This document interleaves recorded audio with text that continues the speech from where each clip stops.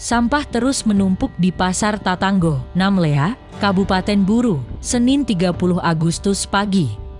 Pantau antribunambon.com di lokasi, tumpukan sampah rumah tangga dan plastik serta sisa-sisa makanan semakin bertambah.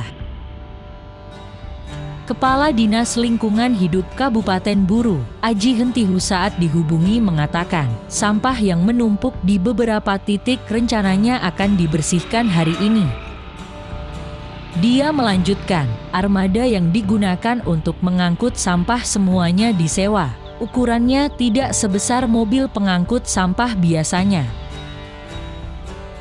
Dia mengungkapkan, kurang lebih ada 3-4 mobil disewa untuk mengangkut sampah.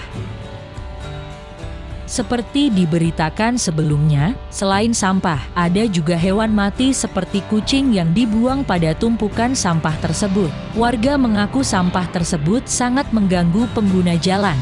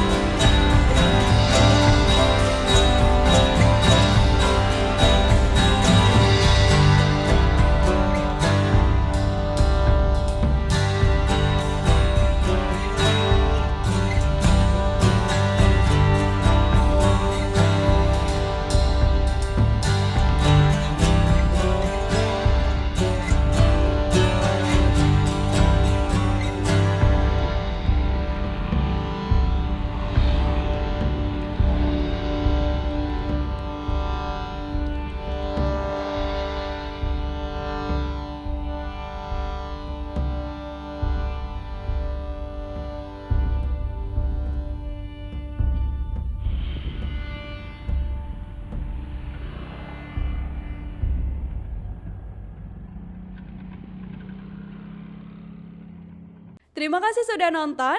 Jangan lupa like, subscribe, dan share ya.